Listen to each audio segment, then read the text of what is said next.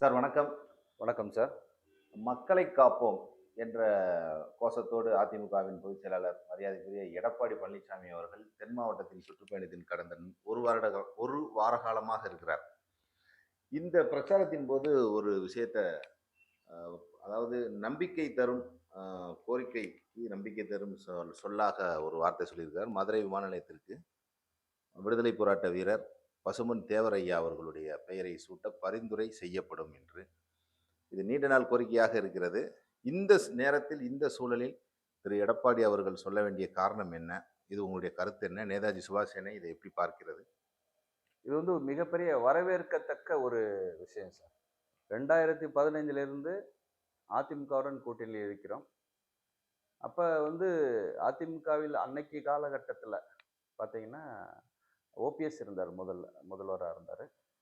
அப்ப அதுக்கு முன்னாடி ஜெயலலிதா அம்மா இருந்திருக்காங்க. அவங்க இருக்கும்போது கூட வந்து சொல்ல தயங்கிய ஒரு விஷயத்தை வந்து எடப்பாடியார் வந்து தைரியமாக, துணிச்சலாக ஒரு பொதுக்கூட்டத்துல வந்து மத்திய அரசுக்கு நாங்கள் இது சம்பந்தமாக வந்து கோரிக்கை வைப்போம். இன்னைக்கு தமிழகத்தில் இருக்கக்கூடிய 2 கட்சிகள்ல ஒன்று வந்து அதிமுக, ம். இன்னொன்று வந்து திமுக. இந்த 2 தான் பெரிய கட்சி. இந்த கட்சிகளுடைய வாயிலிருந்து வரக்கூடிய எதுவாக இருந்தாலும் அது வந்து ஒரு வேத வாக்கு மாதிரி தான். அதை சொல்றதுக்கு ஒரு தைரியம் வேணும். இன்னைக்கு இருக்கக்கூடிய அதிமுகவில் வந்து பிரிந்து இன்னைக்கு அரசியல் செய்து கொண்டிருக்கக்கூடிய டிடிவி தினகரனாக இருக்கட்டும், ஓபிஎஸ் அவர்களாக இருக்கட்டும், சசிகலா அம்மையாராக இருக்கட்டும், அதே நேரத்தில் மற்ற கட்சிகளில் இருக்கக்கூடிய தேவர் சமூகத்தைச் சேர்ந்த தலைவர்கள் கூட வந்து இந்த இந்த விஷயத்தை சொல்றதுக்கு வந்து யோசிக்கிறாங்க, பயப்படுறாங்க. மற்றவர்களுடைய ஓட்டு வந்து பாதிச்சிருமோ அப்படின்றாங்க.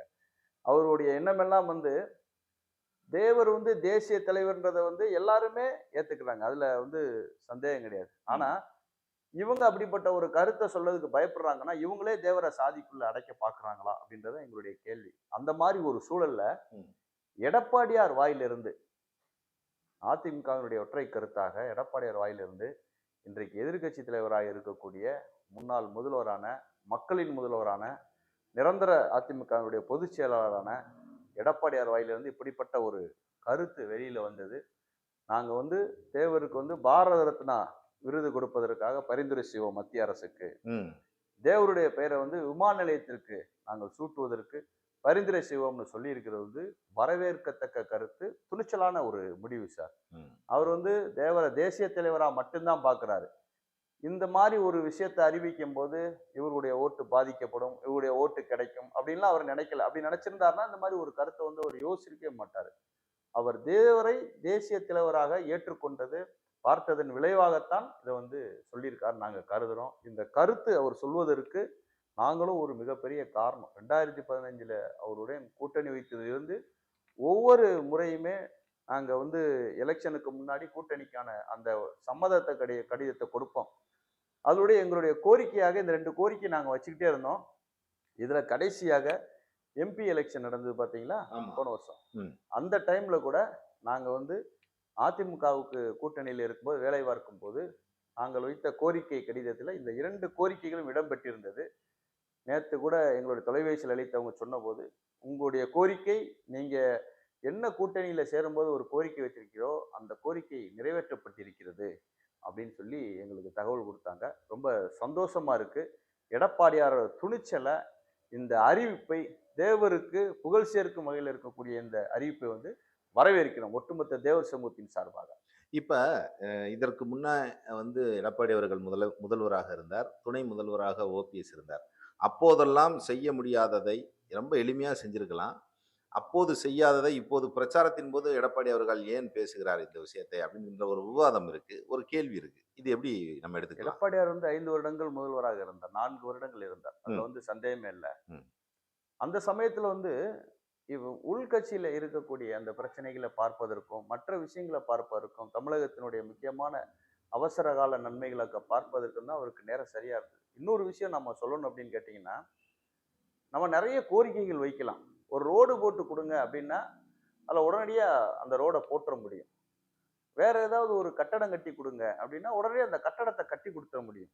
இது வந்து அப்படி கிடையாது. இது வந்து ஒரு கரண்ட்டை பிடிக்கிற மாதிரி ஒரு கோரிக்கை. இந்த கோரிக்கையினால வந்து சில சமூகங்கள் வந்து ஏற்கனவே எங்கள் பேரையும் வைக்கணும்னு சொல்லி நெகட்டிவா கமெண்ட் பண்ணிட்டு இருக்காங்க. வைக்கக்கூடாதுன்னு சில சமூகங்கள் எதிர்க்கிறாங்க. அதுபோல திமுகவே வந்து சில ஆளுகளை கிளப்பி விட்டு இதுக்கு எதிர்ப்பு கொடுக்கிறது. இவர் வந்து எடப்பாடியாருக்கு வந்து எதிர்ப்பும் கொடுக்கிறது, சொல்ல சொல்லி நெருக்கடியும் கொடுக்கிறது. அதாவது அதிமுகவுக்கு கொடுக்கக்கூடிய நெருக்கடி அது.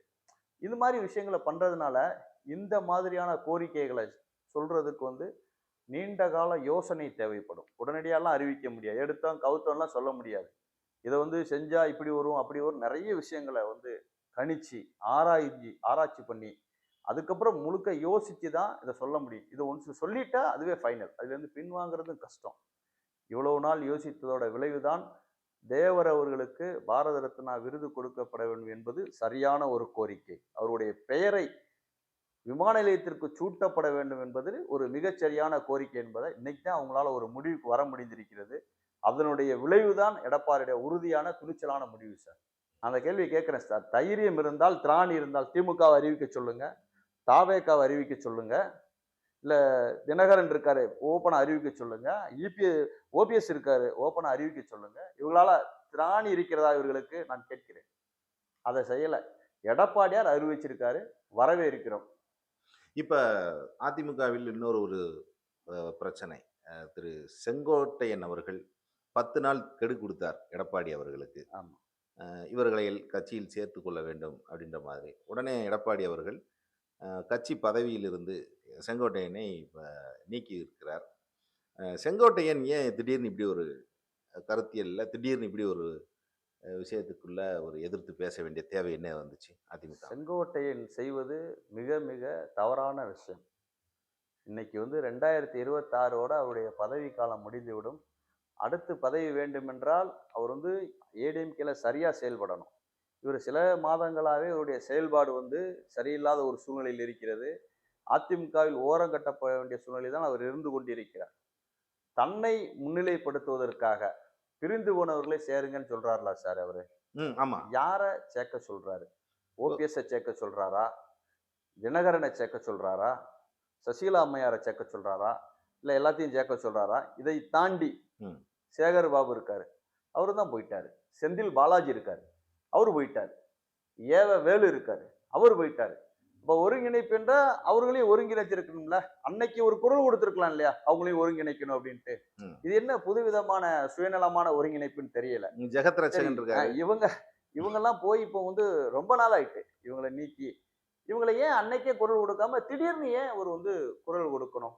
என்ன காரணம்? அது மிகப்பெரிய ஒரு சந்தேகத்தை கிளப்பி இருக்கிறது. இதனுடைய பின்னணியில யாரு இருக்காங்கன்னு தெரியல. இவர் சுயநலத்திற்காக செய்வது போல தெரிகிறது.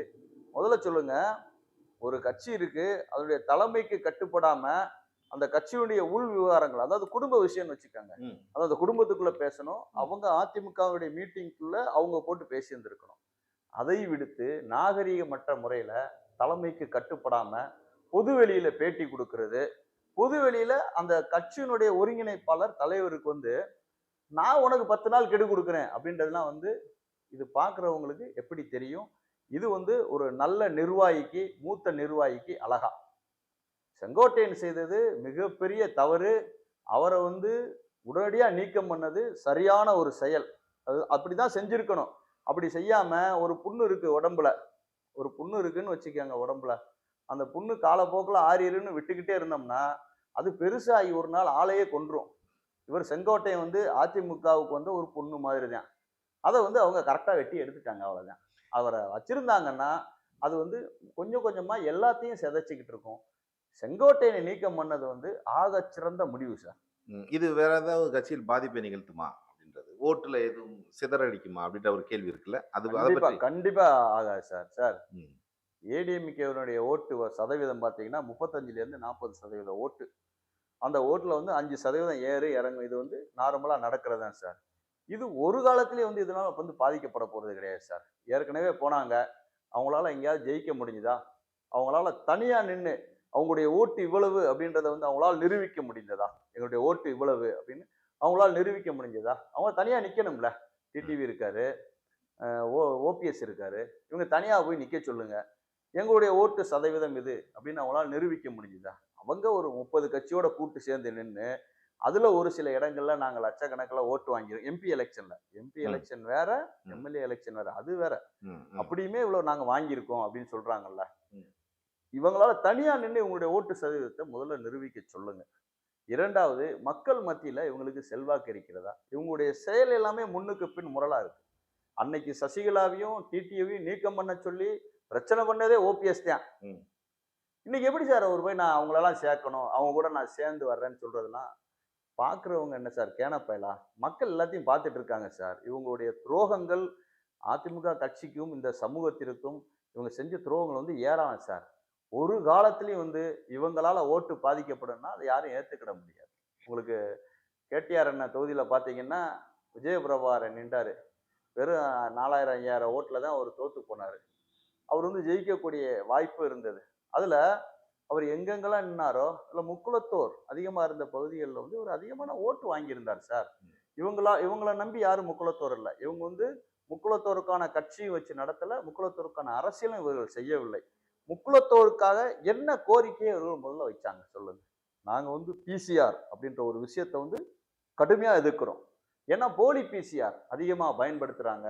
பிசிஆர்ன்ற வழக்கை வச்சு முக்குளத்தோரை வந்து முக்கியமா பிற்படுத்தப்பட்ட சமூக மக்கள்ல முக்குளத்தோரை அதிகமா அட்டாக் பண்றாங்கன்றதுக்காக பிசிஆர் வன்முறையை எதிர்க்கிறோம். அந்த பிசிஆருடைய கடுமைகளை வந்து குறைக்கணும், எஸ்பி லெவல்ல உள்ள அதிகாரி தான் விசாரிக்கணும் அப்படின்ற மாதிரி ஒரு தீர்ப்பு 4-5 வருஷத்துக்கு முன்னாடி வந்தபோது சுப்ரீம் கோர்ட்ல 4-5 வருஷத்துக்கு முன்னாடி ஒரு தீர்ப்பு வருது பிசிஆருடைய கடுமைகளை குறைக்கணும்ட்டு. அதை எதிர்த்து அப்பீல் போட சொல்லி சென்ட்ரல் கவர்மெண்ட்டுக்கு அழுத்தம் கொடுத்தது 2 தலைவர் தான் தமிழ்நாட்டில். ஒன்று திருமாவளவன் செஞ்சிருந்தாருன்னா அவர் அந்த சமூக மக்களுக்காக பிரதிநிதியாக இருக்கக்கூடியவர், அதுல நியாயம். 2வது ஒரு தலைவர் செஞ்சார். பிசிஆரை வந்து கடுமைப்படுத்தணும்னு சென்ட்ரல் கவர்மெண்ட்டுக்கு கடிதம் எழுதினவர் டிடிவி தினகரன். இவரை நம்பி எப்படி சார் இந்த முக்குளத்தோர் போவோம்? எங்களை கொண்டு போய் கொல்ல மாட்டான்னு நிச்சயம். அதனால அவர் வந்து நாங்கள் வந்து முக்குளத்தோர் சமுதாய தலைவராகவோ அல்லது எங்களுக்கான கோரிக்கைகளை நிறைவேற்றக்கூடிய தலைவர்களாகவோ நாங்கள் வந்து அவரை வந்து எதிர்பார்க்கல. அவர் அம்மா மக்கள் முன்னேற்ற கழகத்தினுடைய தலைவர். அவர் அதை பார்த்துக்கிட்டா போதும். அதோடைய தொண்டர்கள் நிர்வாகிகள் வேணா அதுக்கு ஓட்டு போடுவாங்க. மற்றபடி ஒட்டுமொத்த முக்குளத்தோருக்கான கட்சி அது கிடையாது. அதே போலதான் ஓபிஎஸ் பின்னாடி தொண்டர்கள் ஒருங்கிணைப்பு குழுலாம் வச்சிருக்காரு. அதெல்லாம் உரிமை மீட்பு குழு, அதெல்லாம் யாரும் இங்க ஒன்றும் பெருசா தொண்டர்கள்லாம் இல்லை. இவங்க தனிச்சு நின்னாங்கன்னா இவங்களுடைய குட்டு வெளியே வந்துடும். எந்த எந்த ஒட்டுமொத்த முக்குளத்தோரும் இவர்கள் பின்னாடியும் இல்லை. இவர்கள் சொல்றதை கேட்டு அதிமுகவுக்கு ஓட்டு போடாமலும் இருக்க போறதில்லை. அதிமுக தான் ஓட்டு போடும். இப்ப மக்களை காப்போம் உடைய பிரச்சாரத்தின் போது நீங்க எடப்பாடி அவர்களை சந்திச்சீங்க. மக்களிடையே எடப்பாடி அவர்களுக்கு எம்மாதிரியான வரவேற்பு இருக்கு சார்? சார், நடிகர் விஜய் வந்து ஒரு கூட்டம் போட்டாரு. 2 லட்சம் பேர் திரண்டுட்டாங்க. அது வந்து பெரிய கூட்டம் அப்படின்லாம் வந்து பெரிய லெவல்ல வந்து இவங்க வந்து புரபகண்டா பண்றாங்க, ரீல்ஸ் போடுறாங்க, சமூக வலைத்தளத்துல பரப்பி விடுறாங்க சார். எடப்பாடியார் வந்து சாதாரண விவசாயியாக இருந்து அடிப்படையில் இருந்து வந்தவர்.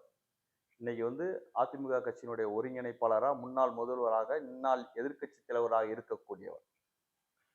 இவருக்கு வந்து இவர் நடிகர் கிடையாது, ஒரு முன்னணி நடிகர் கிடையாது. ஆனால் இவர் 2 லட்சம் பேரை கூட்டுறதுக்கு 2 மாசம் செலவழிச்சு ஏகப்பட்ட பணங்களை செலவழிச்சு அங்க கூட்டு வந்தாங்க. இவர் 234 தொகுதியிலையும் கூட்டம் போடுறாரு சார். மக்களை காப்போம், தமிழகத்தை மீட்போம்ன்ற ஒற்றை கோரிக்கையை சொல்லி ஒரு 234 தொகுதியும் கூட்டம் போடுறாரு. நான் சில கூட்டங்கள்ல கலந்துகிட்டேன். ஒரு கூட்டத்துக்கு சாதாரணமா 50,000 பேர் சார். 40,000ல இருந்து 50,000 பேர் சாதாரணமா திரண்டு இருந்தாங்க சார்.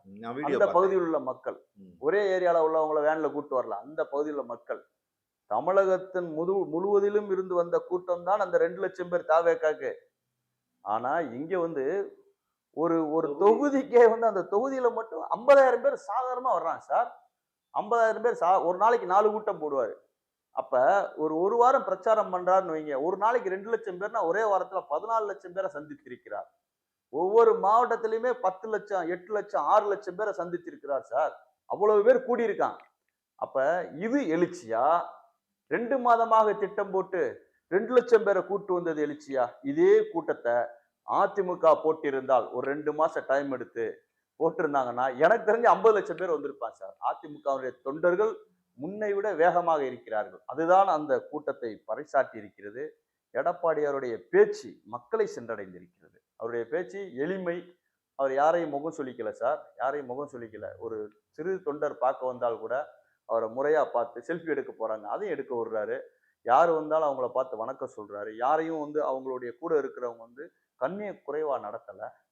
அதனால வந்து எடப்பாடியாருக்கு இருக்கிற மாசே வந்து அது வந்து விசுவாச படை சார். அந்த படை வந்து தோற்கவே தோற்காது. அதுல நாங்களும் ஒருத்தருங்கிறது எங்களுக்கு பெருமையா இருக்கு.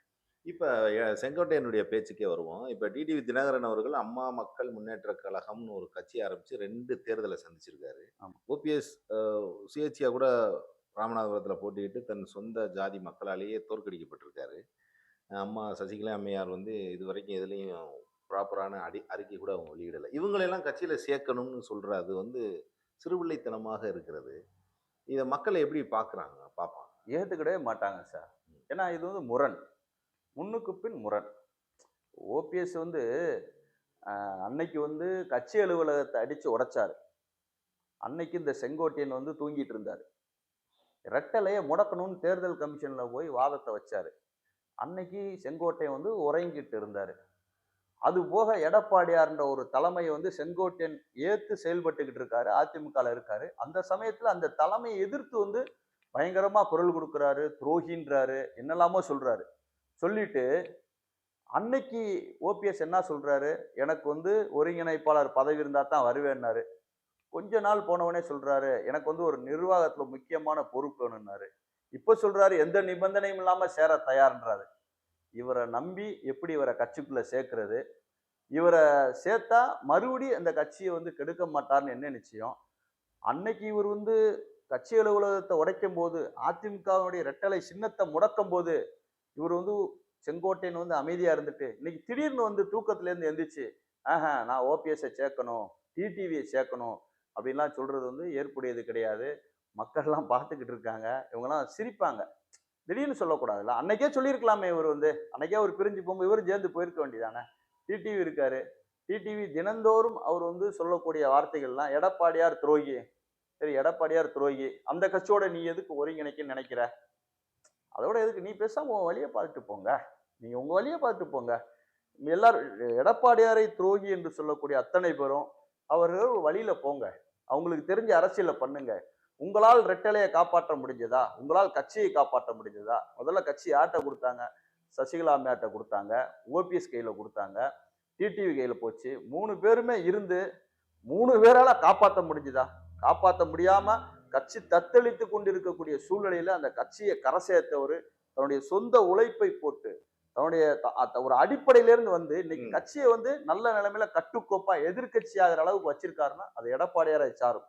எடப்பாடியார் என்ற ஒற்றை மனிதர் இல்லை என்றால் அவர் ஒன்று இருக்கக்கூடிய அந்த சகாக்கள், அங்கே இருக்கக்கூடிய அவர்களுக்கு வேலை பார்த்து கொண்டிருக்கக்கூடிய நிர்வாகிகள், தொண்டர்கள் இல்லை என்றால் இந்த கட்சி காணாம போயிருக்கும் சார். இன்னைக்கு திமுக என்ற தீய சக்தி எதிர்ப்பதற்கு தமிழ்நாட்டில் எந்த கட்சியுமே இருந்திருக்காது. அப்படிப்பட்ட ஒரு சூழ்நிலையில செங்கோட்டையன் வந்து இவ்வளவு நாளா தூங்கிட்டு திடீர்னு வந்து ஓபிஎஸ்ஐ சேர்க்கணும், டிடிவியை சேர்க்கணும், நான் சசிகலா அம்மையாரை சந்திப்பேன்னு சொல்லலாம். விரைவில் வந்து அவர் அரசியல் அனாதையாகி விடுவார். விரைவில் வந்து அரசியல் அனாதையாகி விடுவார். அதான் நடக்க போகுது. மிக்க நன்றி சார். அதாவது இந்த நேரத்தில் விடுதலை போராட்ட வீரர் பசுமன் தேவர் அவர்களுடைய பெயரை மதுரை விமான நிலையத்திற்கு சூட்டுவதற்கு, அதாவது அவர் முத்துராமலிங்க தேவர் அவர்கள் ஃபார்வர்ட் பிளாக் கட்சிக்காரர், நேதாஜியோடு பணியாற்றியவர், விடுதலை போராட்ட வீரர். அவருடைய பெயரை சூட்டுவதற்கு நேதாஜி சுபாஷ் சேனையும் ஒரு காரணமாக இருக்கிறது. இந்த நேர்காணல் வழியாக மெயின் காரணம் சார். இந்த இந்த தரவுகளை நீங்க பதிவிட்டதுக்கு மிக்க நன்றி. இன்னொரு பேட்டியில் சந்திப்போம் சார். மிக்க நன்றி. வணக்கம் சார்.